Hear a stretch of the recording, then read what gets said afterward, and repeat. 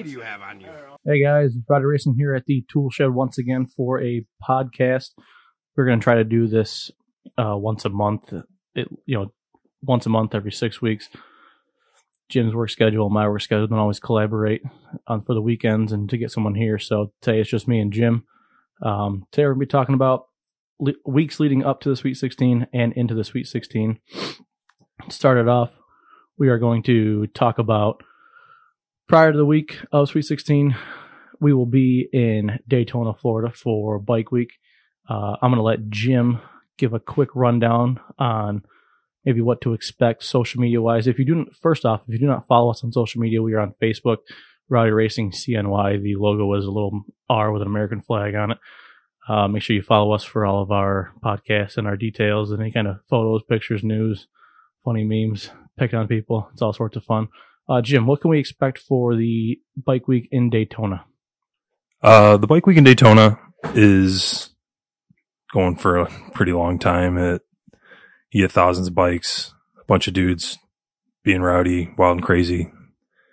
Once you cross the Sound into Daytona proper onto the shores, there's a strip called Main Street, and there's a bunch of famous bars there, and that's pretty much where we hang out. Family's got a house real close by, and we just hang out there too. We have our first headquarters obviously here in Syracuse. Our second headquarters down there, Froggy Saloon down there. Yep, Peninsula Drive. Stop on out. Yeah, if you're going to be there, stop and see Rowdy Racing. If not, definitely follow us on social media for updates of some bikes and maybe some crazy parties down there that Jim might be posting for us. Jim is I'm going to try to get down there on Sunday or Monday to have a few days of Bike Week before Sweet 16. And then we're going to drive up to Georgia, about 3 hours away, to South Georgia Motorsport Park. Going to see Donald Long and Linko Jim. We're going to see all these guys for the Sweet 16 and the X275 series. We're going to be accompanied by the owner of Lock 1 Distilling Company here in Phoenix, New York, Brendan Backus. We're going to be also with Hal Saracola from Jim Ford Dyno in Phoenix as well. Matt Farewell, Nate Siriano, Todd DeWind, myself, Jim, Bobby Kloss. It's going to be just a big group of guys from down there getting rowdy, so make sure you tune in for that. I don't know if we're going to be able to go live because Duck does a pretty good job of shutting down any live feeds while we're there. He's not too keen on that. You can watch the Sweet 16 pay-per-view through a link with Duck. I think it's like $11.99 if you guys want to tune in on that. Check the Summit Racing right lane, about 80 feet out. You'll see our Tahoe and our GMC Sierra. We're going to be over there partying, getting crazy. Probably be tossing $20 bills around, betting on things. The first thing we could talk about Sweet 16 is Duck has basically put a bounty for nitrous cars to go sub 366. And if you don't follow Donald Long on Facebook, make sure you do. He's posting, nitrous memes. It's getting pretty crazy over there. We've actually submitted a few memes, and due to no credit of our own, he posts them. doesn't give us a shout out, but we'll be humble about it. Humble brag. Mm-hmm. So, what does that say up there? So let's talk about the Nitrous 366 stuff. Uh-huh. If you do follow Donald Long, you've seen that he's been getting pretty spicy with a couple of guys. The comment threads get kind of wild about how nitrous can't cut down below 366 in RBW cars. And obviously that there's some people who are a little upset about it, and that's fine. But do you think that it's possible? Do you think that it's reasonable and practical? I know Farewell.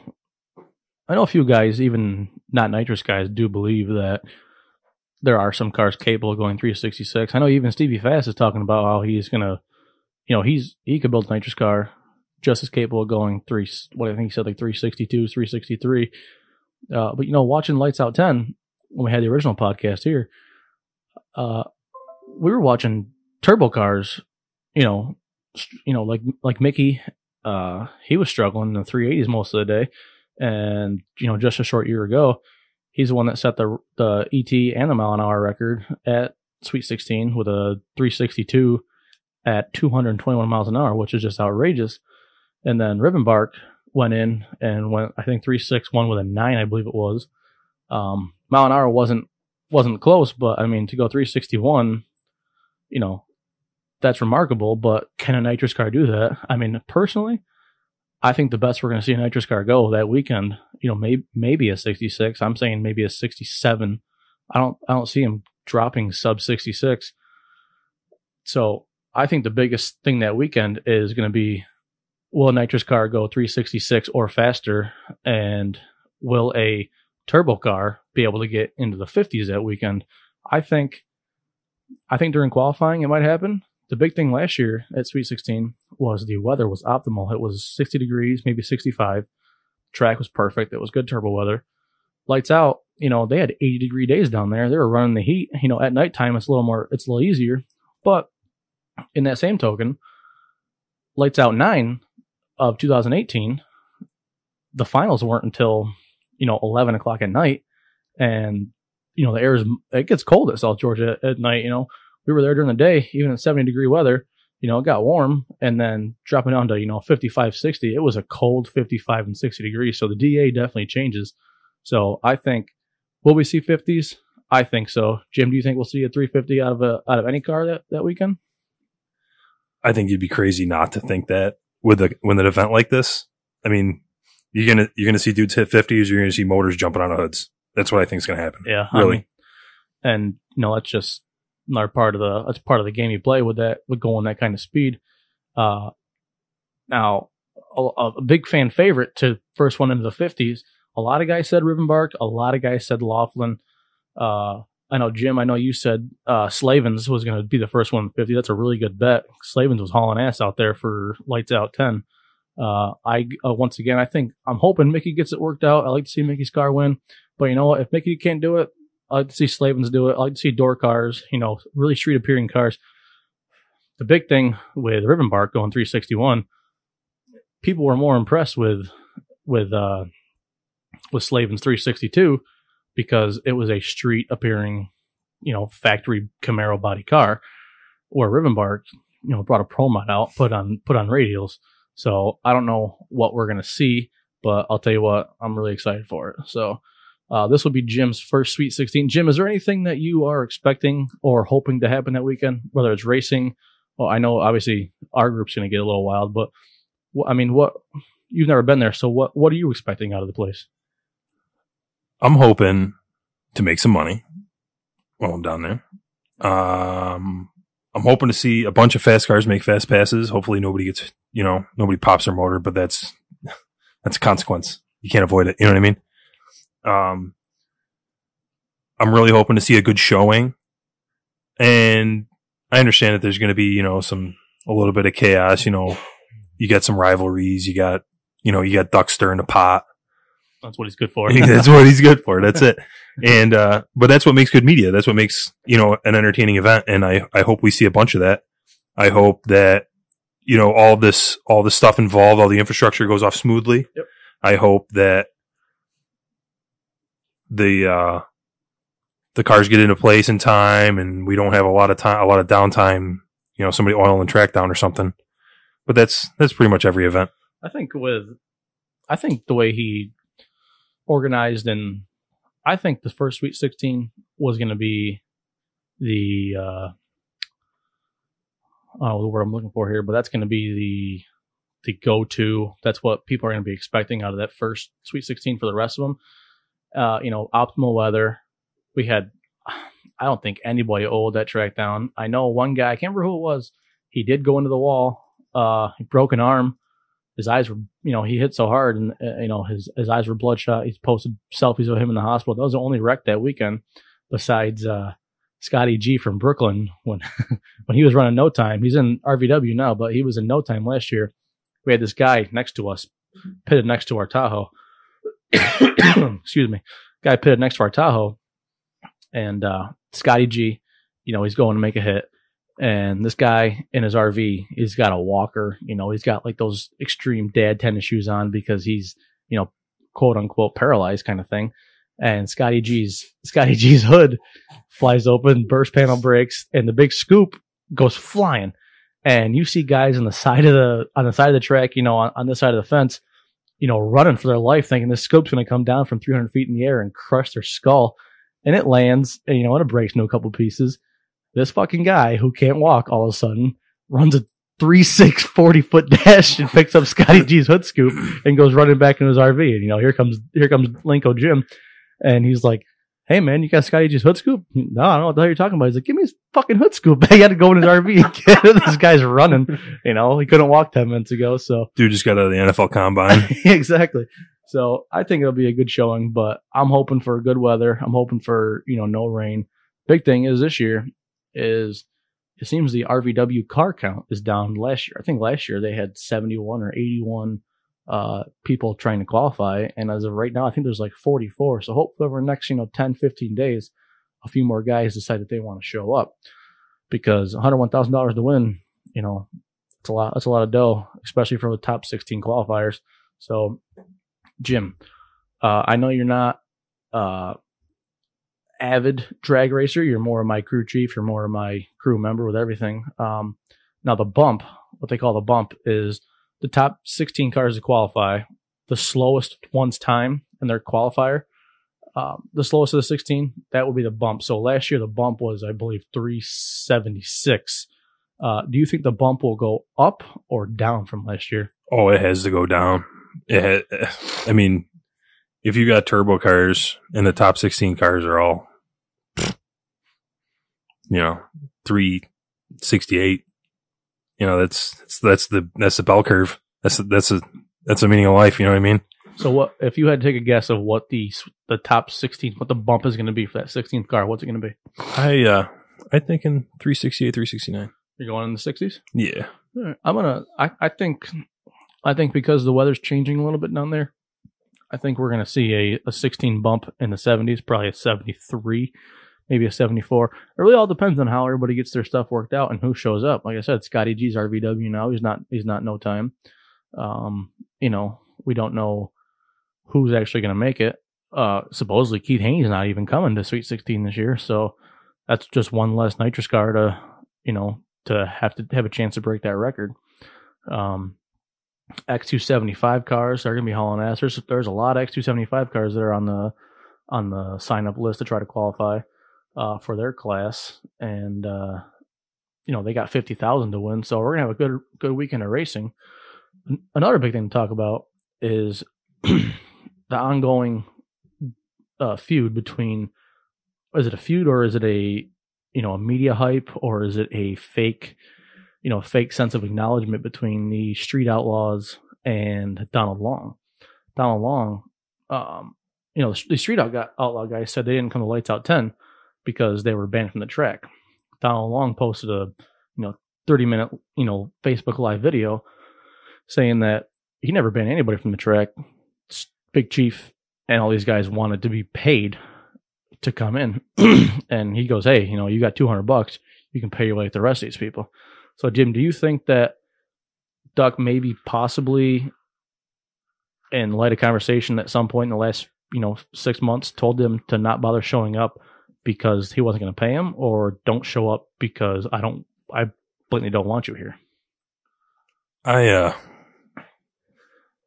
This is the kind of thing that it's really awkward to get in the middle of. It's a great point of discussion because it adds layers to the hype, and it's either scenario is likely. The Street Outlaws been doing this type of thing for a long time, and time is money. It makes sense, that they would, demand compensation to show up. And, if I was living that lifestyle, I'd do it too. But here's the thing. Are they entitled to it? Because you got guys like Mickey, guys like Haney. I mean, no, Haney's got money, but that's regardless of the point. Haney, Mickey, Paulo Geist. You got all these guys, coming to these races paying $2,000 to get in, risking their, $100,000 motors. Should they be paid to come in, or should everybody be on the same playing field that you got to pay your own way to get in? Well, that's the question, right? Whether it's, reasonable to do that sort of thing. And sadly, with this type of thing, there's no law against it. So guess what? If somebody demands money and somebody acquiesces and says yes, guess what? The person who demanded the money gets to now make the rules. They set the standard.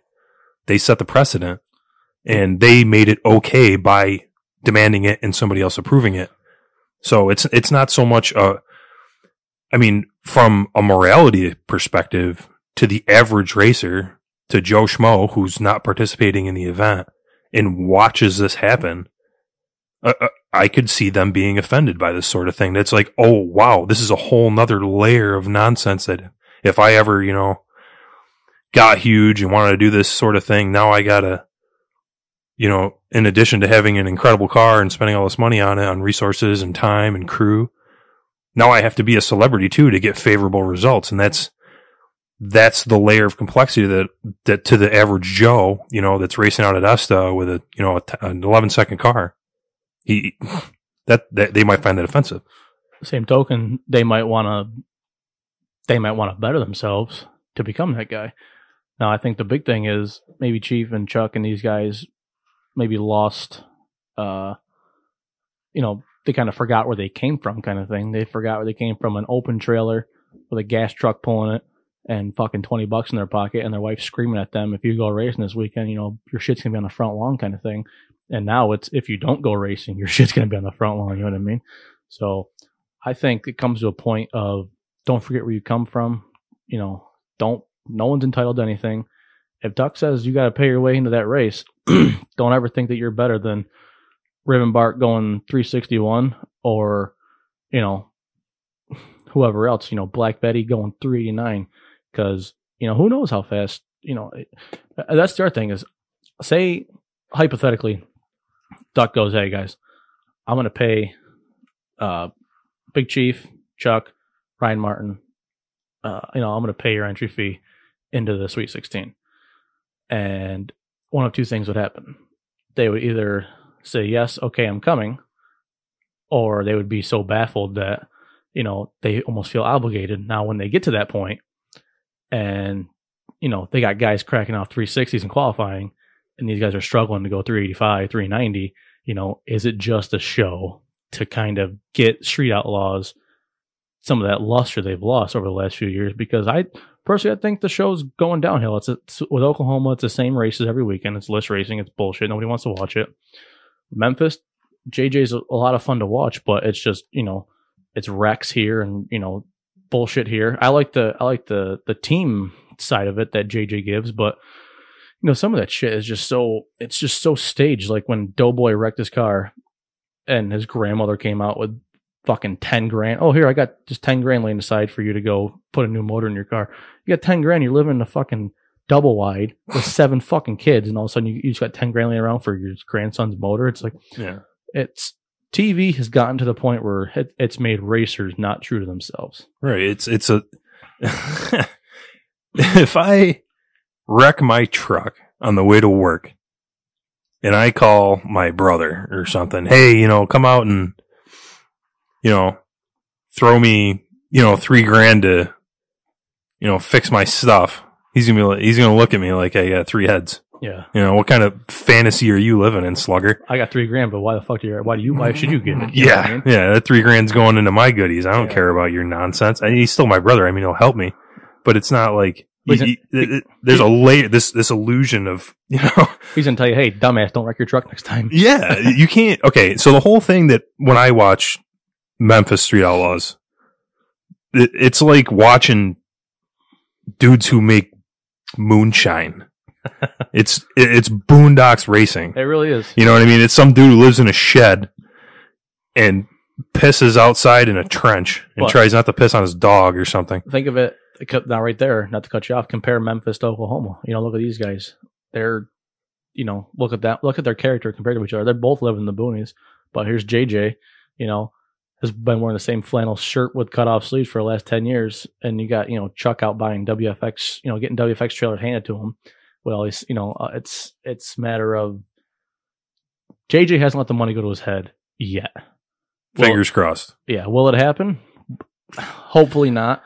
But like this, even with the no prep series they got going on, it's fucking Larry Larson or Ryan Martin winning every other week. It's what I like seeing. I like Mike Morello getting in the middle of them, fucking, and just creating that points lead gap. Because I think Mike's a cool guy. Mike's been drag racing for fucking 30 years, and he is one guy that has not forgot where he came from, in my opinion. Where I feel like Ryan Martin Fireball has turned kind of a little bit of a snob almost. He seems like maybe a cool guy, but I mean, we see the way Chief and Sean kind of act around their fans, and it's kind of, okay, I guess I'll go sign these guys' t-shirts kind of thing, blah, blah, blah, blah, blah, So I don't think that they're entitled to an entry fee. I don't think that anybody's entitled to the entry fee. If you want to race, if you want $101,000, pack your shit, go to Georgia, and look for Rowdy Racing flipping you off at the 80-foot mark. So, yeah, you can't try and sell your product to a market that expects you to act like a woodchuck. And then anytime something bad happens, it's like, oh yeah, on the way to come help you fix your car, I won 10 grand on a scratch off. I'm like, who are you trying to kid? Yeah. Come on. Yep. Really? Same thing if they were to go down there and get their entry fee paid and blow their motor. They're going to call Proline and be like, hey bro, Proline blew up. I expect a new one in the mail by the time I get home. You know what I mean? So, I mean, expect us, I'm looking forward. Drama, people say they don't like drama, but drama's where the entertainment is. Drama's where it keeps the media, viable. It keeps people focused. It keeps them wanting more, really. I mean, there's drama to an extent. The way Duck does it is genius. He posts memes, goes live.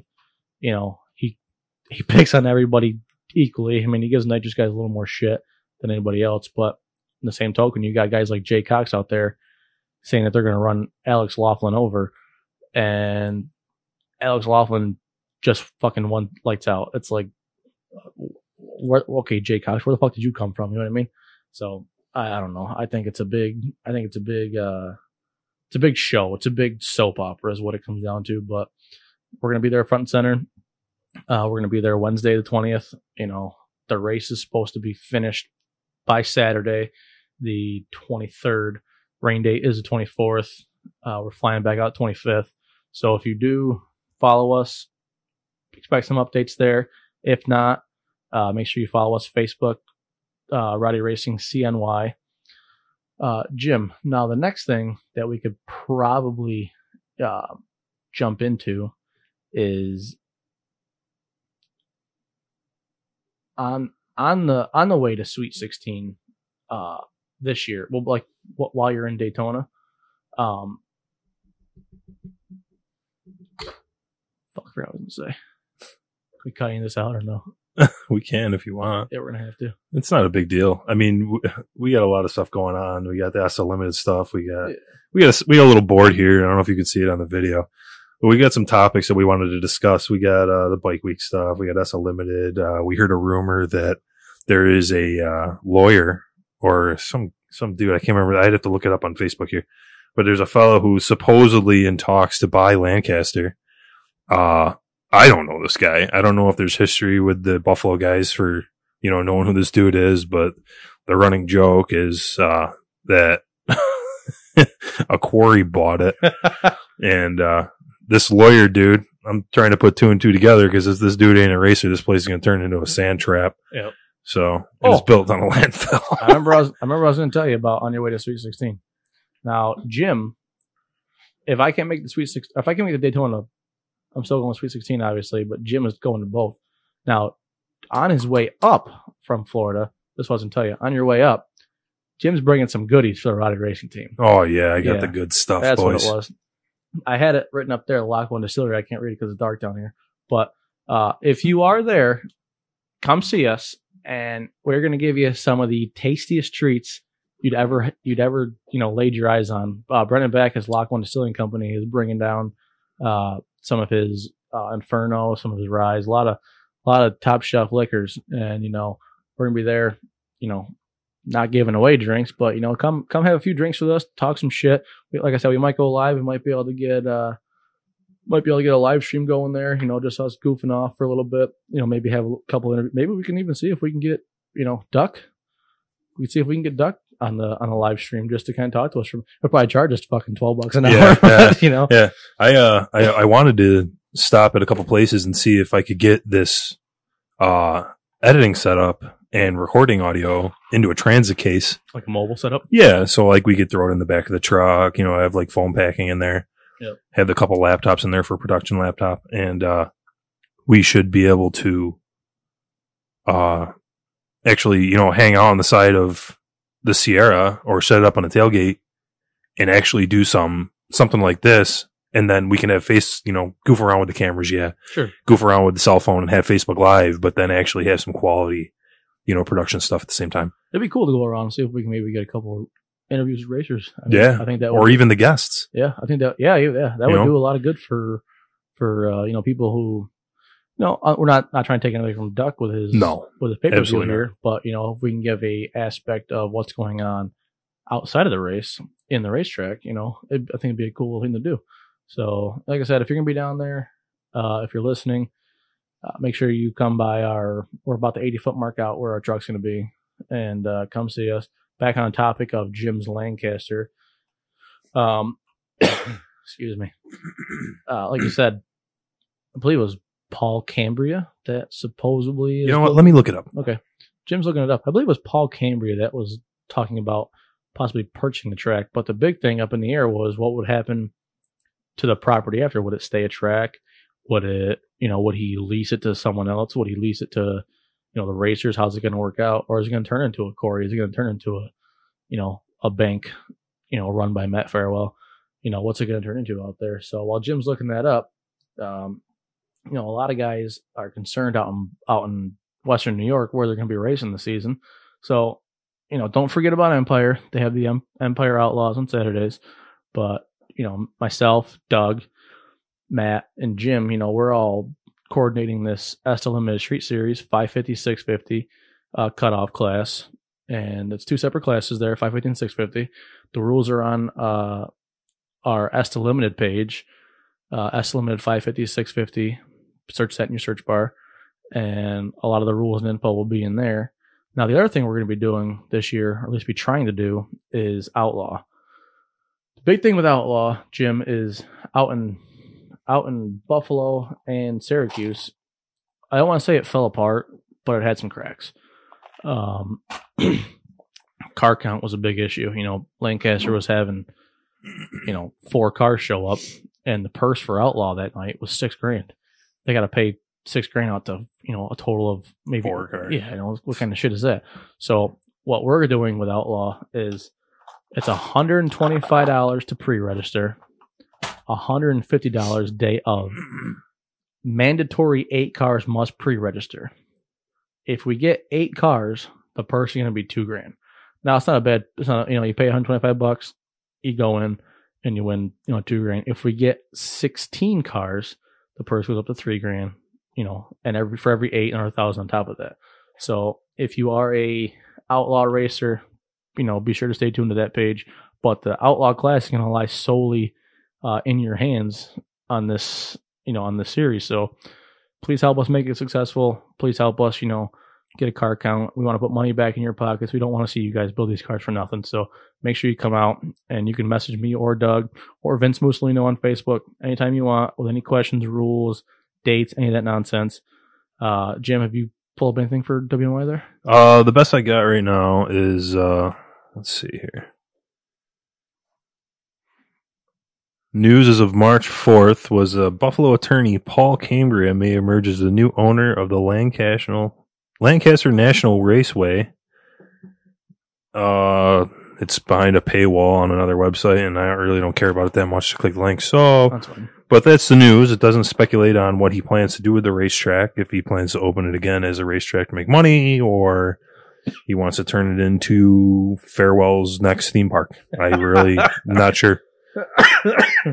Oh, shit. Well, guys, we appreciate you tuning in. Jim, anything else you want to talk about before we head off? I heard that Alex Weslowski is pregnant again. Again? Yeah. Congratulations. Oh, I heard he's going to be a soccer player. Well, again, I hate to keep repeating myself, but Facebook, Rowdy Racing CNY, S Limited Street Series, 550, 650. Follow both those pages. We're going to try to reach out to you to go live. Follow us for updates on Daytona Bike Week next week. From the 15th to 18th. It actually starts on the 7th, I believe, and ends on the 17th. Oh, okay. I'm not going to be there for the whole thing. 12th, right? Yeah, I'm not going to be there till the 12th. Okay. Just, it's kind of nice to get there in the middle of it, to experience it, and then stay in Daytona after. So we won't have any media for Daytona Bike Week till probably at least the 13th. So do stay tuned for that. And then from the 20th on, expect updates from the Sweet 16. After that, we're going to be going right into Asta Limited, Fastest Streetcar Shootout. Jim, the one thing I do want to do is we have a lot of people that want to be a part of this podcast. So we got to start, making this like I said, once a month, once every 6 weeks kind of thing, whenever yours and my schedule can collaborate kind of thing to get people over here. The big thing was prior cash days. I can't say when that date is going to be to exclude the riffraff out of the streets, but we're going to get Chris Tabor and David Tabor down here to the tool shed, and you're going to see, upstate New York and downstate New York, turn the tool shed into a mosh pit. This place is going to be a zoo. Yeah. So the Tabor boys can try and crawl in my fireplace or something. Who knows? It's going to be wild and crazy. So we're definitely going to try to get those guys in. Listen, if it's something that you're interested in being a part of, reach out to us. We don't need to talk about just racing. We can talk about whatever you want. If there's a special promo kind of thing that you want to bring up, get a hold of us. If not, we'll see you guys down at the Sweet 16 or Daytona Bike Week. Again, Rowdy Racing CNY, and follow our podcast, follow our page for news and updates. And YouTube. And YouTube on the podcast as well. And we thank you guys so much, and we'll see you guys in a few weeks. Thanks.